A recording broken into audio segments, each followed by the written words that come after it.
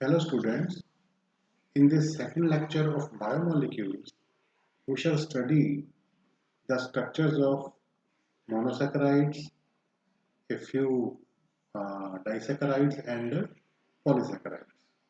First of all, as you see, we are going to study about glucose. Glucose occurs freely in nature as well as in combined form. It is present in sweet fruit, honey, ripe grapes contain glucose in large amount.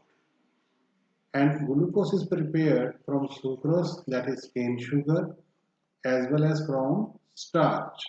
You see, from sucrose, it is hydrolyzed in acidic medium to give a molecule of glucose along with fructose. And starch is also hydrolyzed in acidic medium at 393 Kelvin temperature and 2 to 3 atmosphere pressure to give glucose molecules.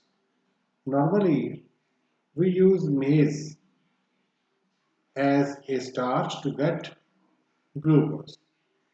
Now, let us study the structure of glucose. Structure of glucose has been assigned like this. There are 6 C atoms. If in chemistry we write structure of glucose, we shall write it like this in horizontal way. Terminal group is aldehyde, remaining 5 C atoms. Each C atom is having an OH group and remaining valencies are satisfied by hydrogen. But in biochemistry, in biology, the way of writing this structure is vertical. Bio people write it vertically, and in biochemistry, it is a rule that most oxidized carbon is at the highest position. That is why we have taken CH group at top, after that 4 CHOH, and last CH2OH. So in this way, the structure of glucose is written. Now question is, how do we jump at this structure? What are the proofs which justify this structure of glucose? That is our concern. So first thing, molecular formula was found to be C6H12O6 and this structure satisfies this formula. First thing. Secondly, on prolonged heating with hydrogen iodide, glucose forms normal hexane, suggesting that all the 6 carbon atoms are linked in a straight chain, like this reaction. You know, in unit 11, we have learned chemical properties of alcohols. Chemical property of alcohol is that when alcohols react with HI, they get reduced. They get reduced into Ri, ROH plus HI. With loss of water, Ri is formed, and Ri further reacts with HI to give RH, that is alkane, and I2 vapors are given up. So same property of alcohols is shown here. When glucose molecules are treated with HI, excess of HI, the final product is hexane. This aldehyde group is also reduced to alcohol and finally to alkane, and OH groups are also to alkane. So formation of N-hexane shows that all C atoms of glucose are in a straight chain. Means there is no branching, there is no cyclization. Now let us jump to third proof.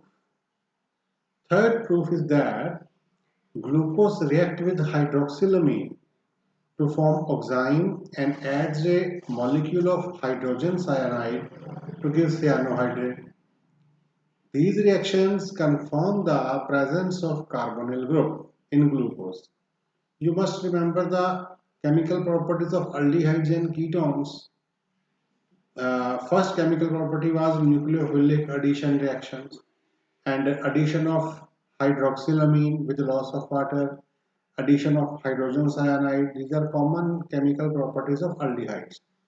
Both these reactions are shown by glucose, which show that there is a carbonyl group which may be aldehyde or ketone. If we suppose this to be aldehyde and try to write the reaction will be like this. This CHO with hydroxylamine gives this product which is called oxime. Similarly, addition of HCN will give like this cyanohydride. And let me remember you, this is carbonyl group, this is hydroxylamine, loss of water and oxime is formed. Similarly, addition of HCN, nucleophilic addition, this pi bond shifts over to oxygen and H is replaced here, H is added here, sorry, and Cn is added on carbon. So addition of HCN take place, cyanohydrin is formed. That you know already. Same reactions are shown by glucose molecule, which proves that there must be some carbonyl group. Now, number 4. Glucose gets oxidized to 6-carbon carboxylic acid, that is gluconic acid, on reaction with mild oxidizing agents like bromine water. This indicates that the carbonyl group is present as an aldehyde group. Let us remind, aldehydes are more easily oxidized as compared to ketones. You know, ketones need some strong oxidizing agents for oxidation, whereas aldehydes can be easily oxidized with tolerance region, Fehling solution, and that was the basis for distinction between aldehydes and ketones. Let me remind you. So here, when we put bromine water, which is very mild oxidizing agent, to glucose molecule is oxidized into gluconic acid. This aldehyde group is converted to COOH. Then fifth proof. Fifth proof is acetylation of glucose with acetic anhydride gives glucose pentacetate, which confirms the presence of 5 OH groups. Since it exists as a stable compound, 5 OH groups should be attached to different carbon atoms. You know that a carbon atom cannot have more than one OH group because O atoms are highly electronegative. The system becomes highly unstable. That is why if there are 5 OH, all the 5 OH will be on different C atoms. Okay. So this is the reaction alcohol plus acetic anhydride with loss of water, they gave ester. Now, sixth proof. On oxidation with nitric acid, glucose as well as gluconic acid both yield a dicarboxylic acid, that is saccharic acid. This indicates the presence of primary alcoholic group in glucose. See here, when we oxidize glucose,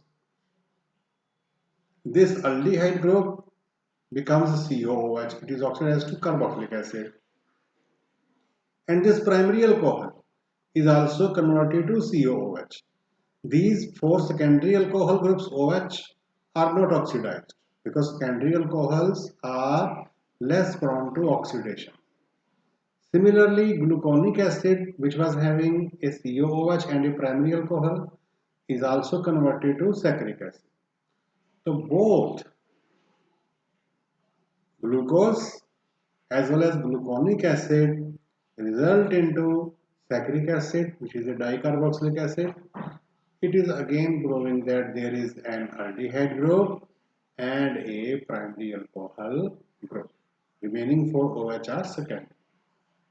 So from these 6 reactions, these 6 proofs, it is justified that structure of glucose is like such that there is an aldehyde group and remaining 5 C atoms each C atom has an OH group. 4 OH are secondary and 1 OH is primary.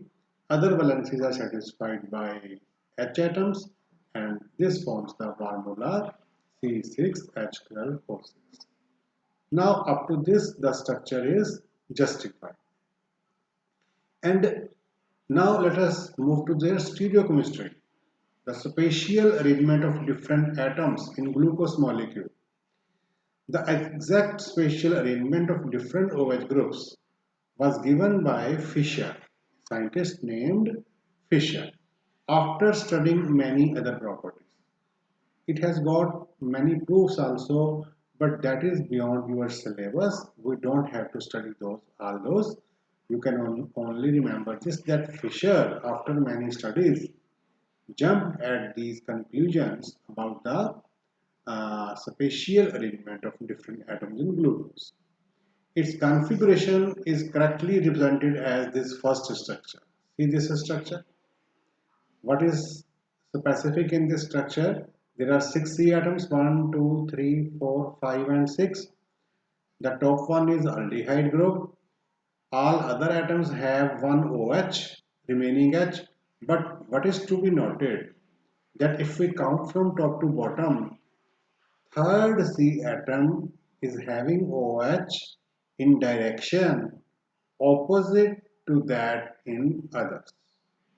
Means if other OH atoms are having, if other C atoms are having OH on right side, then OH of third will be on left, and vice versa. You can write opposite as well, no problem. But you must remind it, you must make it clear that spatial arrangement of glucose molecule is that the OH atom of third carbon, counting from CHO, is on opposite side to that of others. This is it. So now, if we remember this in mind, if we keep it in mind, this is the structure of glucose, then structure of gluconic acid will be like this. The CHO becomes COOH, remaining things remain same, and structure of saccharic acid is like this. That's all. Okay. Now, if we again have a look at this structure, you see this is aldehyde carbon, and this second carbon is having 4 different species attached to it. Valency of this carbon is 4. On one valency there is OH, second valency is CHO, third is satisfied by H, and fourth has all these things, all this part. So this carbon is asymmetric, attached to 4 different groups. Similarly, this third carbon is also asymmetric. If you see it, fourth is also asymmetric, fifth is also asymmetric, and the last carbon 6 is not asymmetric. Why?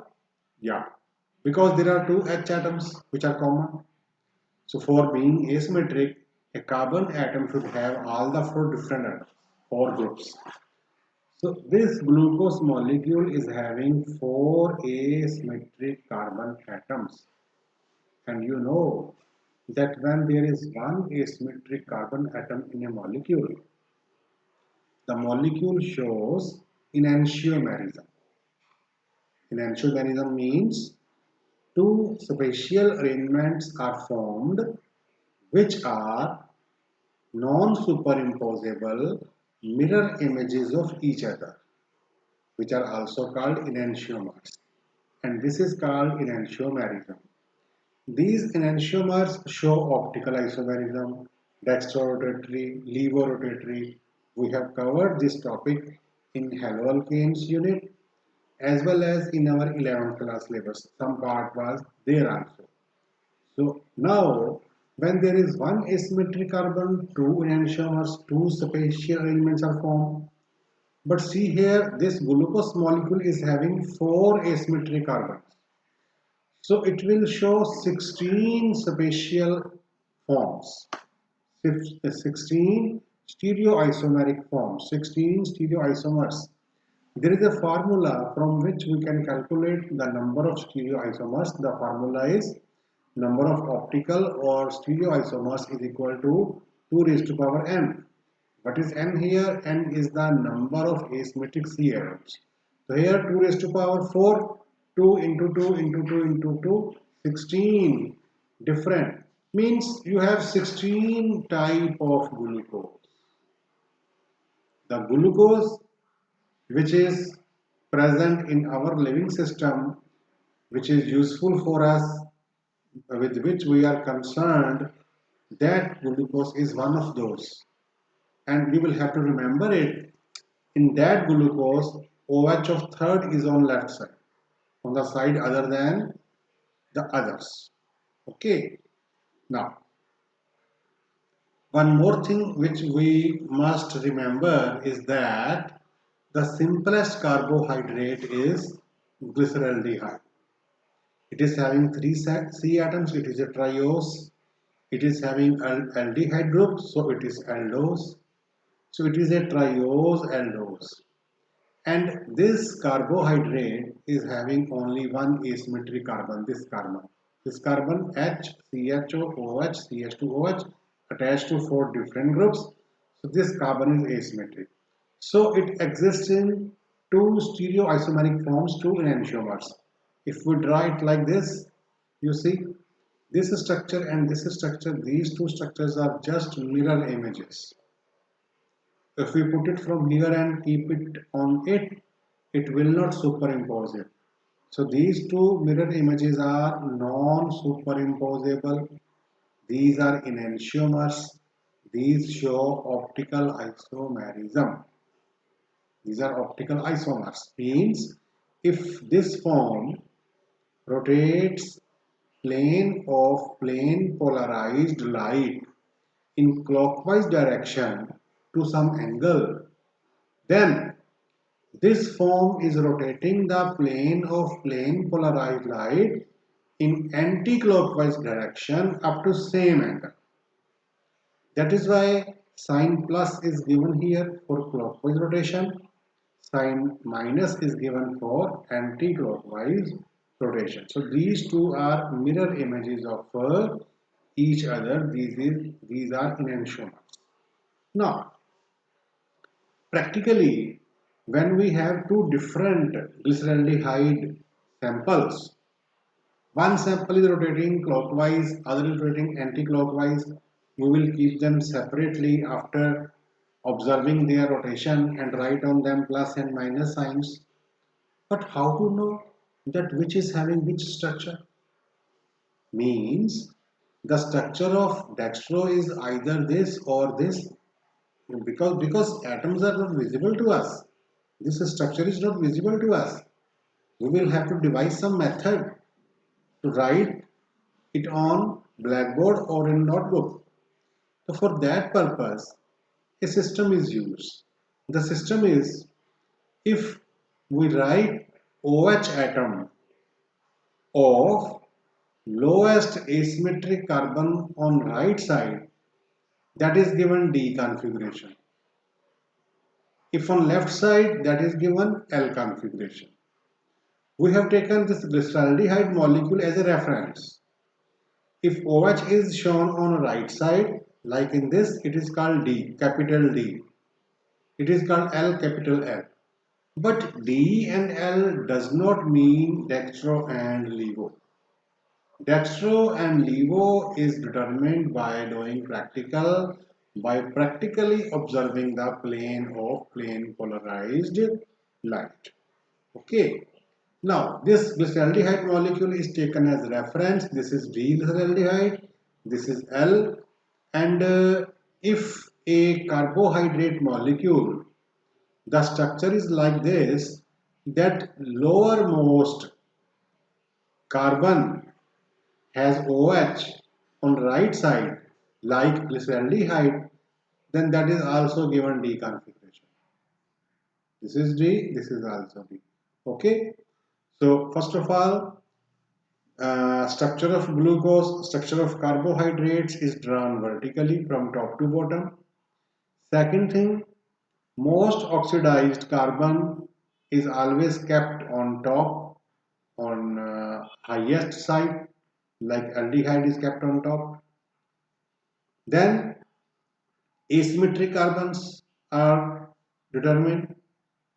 Then it is observed that the lowest asymmetric carbon, if has OH on the right side, that is called D.